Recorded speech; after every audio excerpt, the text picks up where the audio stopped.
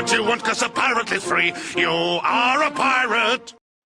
Bonjour. Alors on se retrouve aujourd'hui pour une vidéo un petit peu différente de d'habitude. J'avais déjà fait une fois ce genre de vidéo en février 2017 lorsque j'avais parlé de MiCode. C'est-à-dire que là on va s'intéresser à une autre chaîne YouTube. On va faire du benchmarking, de l'analyse de chaîne YouTube. Et donc j'ai choisi pour aujourd'hui de m'attaquer à Jean-Luc Mélenchon. Alors quand je dis m'attaquer, c'est aucune attaque personnelle, hein, qu'on soit d'accord. Et j'en profite pour préciser que cette vidéo n'a absolument aucun engagement politique. Je ne soutiens pas particulièrement Mélenchon, la France insoumise. Je suis un pirate libre, bordel. Donc pour être clair, Mélenchon je m'en cogne, Macron je m'en cogne, les Républicains je m'en cogne, le Front National je m'en cogne, le PS je m'en cogne.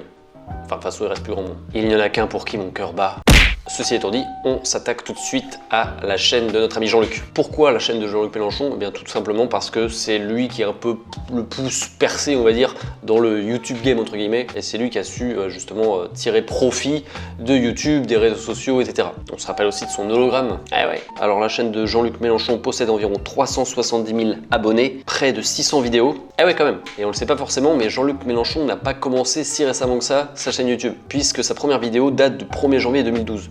Donc ça fait presque 6 ans qu'il a appuyé sur le bouton « Créer une chaîne YouTube », ce qui lui donne un petit peu d'ancienneté. Étant donné que les autres, on en reparlera un petit peu après, s'y sont mis très tard finalement, quasiment pour la présidentielle 2017. Si on s'attaque un petit peu plus à son Channelytics, et notamment sur ce graphique à droite, eh bien on s'aperçoit que malgré le fait qu'il ait gagné les 30 derniers jours 3 fois plus d'abonnés que moi, eh bien, alors je sais pas pourquoi, mais sa courbe d'acquisition est assez, on va dire, irrégulière. Alors il y a deux types de vidéos sur la chaîne de Mélenchon.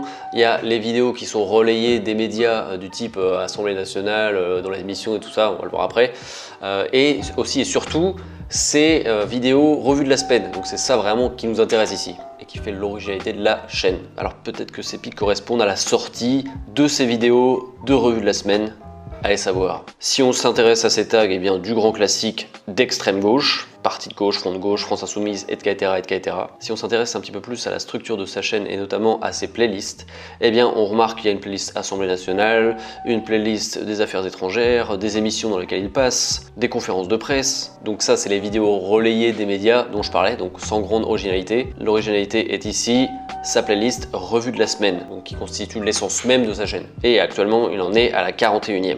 Et aussi une autre grande originalité, le jeu vidéo de Mélenchon, Fiscal Combat. Alors ça c'est un jeu qui est sorti, je crois juste avant les présidentielles justement, donc c'est une sorte de beat 'em up où Mélenchon est en scène face à des bandits, face à des brigands, et je me rappelle que d'ailleurs un des boss, il doit y avoir Cahuzac je crois, ça doit être le boss du premier niveau, un truc comme ça. Original, en plus c'est un style un peu années 80, tu vois, ça rend bien. Moi qui suis un mec rétro, ça me donne envie de faire une vidéo sur le genre du grenier, tout ça. Autre fait aussi intéressant, Jean-Luc Mélenchon garde public les chaînes auxquelles il s'est abonné.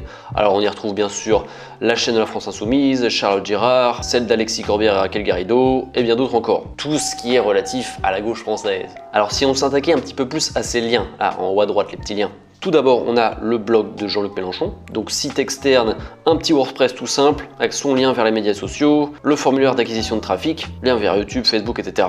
Ensuite, on a Google+, un des plus gros flops de Google, faut bien le rappeler. Alors on dit que de connecter entre eux les outils de Google, les services de Google, eh bien ça aurait tendance à augmenter le SEO. Voilà, ça serait la seule raison apparente, puisque Google+ n'a jamais été autre chose que l'ombre de Facebook. On retrouve ensuite les médias sociaux plus classiques, Facebook, Twitter et LinkedIn, au cas où Jean-Luc souhaite chercher du boulot, et son site de recrutement. Alors là, c'est pas simplement son blog, c'est vraiment son site de militantisme. C'est là où, via un formulaire, il va aussi chercher à recruter des militants pour faire grossir ses rangs. Alors ce qui serait peut-être bien, Jean-Luc, ce serait de mettre un petit appel à l'action, hein, tu vois, comme je fais sur ma cover YouTube. Alors j'ai noté ici que ce soit sur son blog ou sur son site de recrutement, Jean-Luc, ou plutôt l'équipe de Jean-Luc, n'a pas pensé à mettre un pixel Facebook. Ça peut être pas mal si tu comptes faire de la pub, Jean-Luc. Si t'as besoin d'un coup de main, appelle-moi, je te ferai un prix. Alors on va maintenant s'attaquer à ces vidéos de façon plus précise. Et on commence par les commentaires. Alors Jean-Luc Mélenchon utilise une stratégie de commentaire assez classique, hein. Il poste un commentaire et il l'épingle, histoire qu'il soit visible, que les gens like et commentent afin d'accroître son engagement, donc la visibilité de sa chaîne. Malheureusement cette semaine, nous n'avons pas eu le temps de travailler avec Emmanuel sur le son. Emmanuel. Si on jette un œil à la description, on se rend compte qu'elle est assez fournie. Jean-Luc commence tout d'abord avec une intro en plaçant minutieusement des mots-clés histoire de ranker un maximum. Vient ensuite le sommaire, histoire de segmenter sa vidéo. Puis des liens sources, preuve du sérieux et de la documentation de Jean-Luc. Et enfin ses réseaux sociaux. Alors là, ils en ont rajouté quelques-uns. On trouve Snapchat, Instagram et Periscope. Et un petit appel à l'action qui est assez sympa aussi, c'est de proposer aux gens de traduire ces vidéos. de façon bénévole. Bien sûr, de toute façon je pense qu'en politique tout est bénévole, non? Voilà, mais en tout cas un petit call to action sympathique. Alors concernant la structure de la vidéo, on va commencer avec le fond. Donc Jean-Luc en général dans ses revues de la semaine est posté dans son bureau. Parfois il fait des vidéos avec un fond blanc un peu dégueulasse, on se croirait dans un hôpital ou dans une clinique sordide. Bon moi je peux parler, je fais la même chose parfois. Mais ici c'est son bureau qui m'intéresse. Alors on y voit plein de symboles sympas, un chat apaisant, une photo de Mitterrand, une bibliothèque bien fournie, un ordinateur pour faire croire qu'on bosse. Voilà, le background est quand même assez important. Alors là où le mec Mélenchon a bien été coaché, c'est aussi sur les call to action. Écoutez Jean-Luc en action. On est content et vous connaissez la règle du jeu, des petits pouces si ça vous plaît et aussitôt on monte et ainsi de suite. J'ai été bien encouragé par vos pouces bleus et j'espère bien que cette fois-ci il en va de même, mais avant tout maintenant, générique. Le mec a fait ça toute sa vie, même pour les outros. Écoutez. Bon allez, il faut donner un petit coup de main pour faire monter cette vidéo dans les tendances. Vous mettez des petits pouces bleus si ça vous a plu. Si ça vous a pas plu, bon bah tant pis, je tâcherai de faire mieux la prochaine fois. Et puis si vous avez oublié de vous abonner, bah faites-le. Et bon alors des petits pouces bleus. Si vous avez oublié de vous abonner, bah abonnez-vous. Parce qu'à nous ça nous donne le moral pour continuer à travailler et à essayer de faire des choses qu'il faut réfléchir.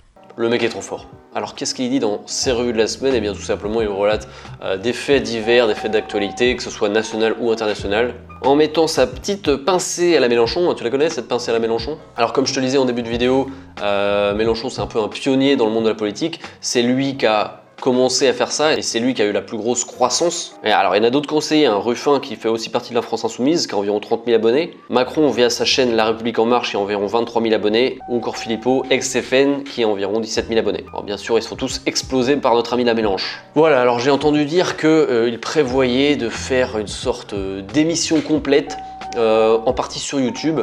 Quelque chose de beaucoup plus important que ce qu'il fait actuellement. Alors c'est prévu pour janvier 2018, donc je sais pas si c'est toujours en phase de projet ou ça va vraiment se réaliser ou non. Alors c'est censé être chapeauté par Gérard Miller, le psychiatre, lui aussi très proche de la France Insoumise. Voilà, alors c'est tout pour cette vidéo. J'espère que tu as trouvé ça original. En tout cas moi j'aime beaucoup faire ce genre de vidéo. J'essaierai d'en faire. Alors mes prochaines cibles, entre autres, ça sera Norman, Joueur du Grenier, Thibaut Inchep. Voilà, il y en aura peut-être d'autres, mais en gros c'est les trois auxquels je vais m'attaquer entre guillemets, benchmarker, analyser. Donc là pour le coup ça sera plus business, parce que là sur Mélenchon c'est de la politique, donc on n'est pas vraiment dans une optique de business, enfin, c'est en tout cas pas son but à lui. Donc on rentrera plus dans le vif du sujet la prochaine fois et essayer de décortiquer un petit peu la stratégie des personnes dont je viens de te parler. On se retrouve très bientôt, je te souhaite une bonne journée, travaille bien, prends soin de toi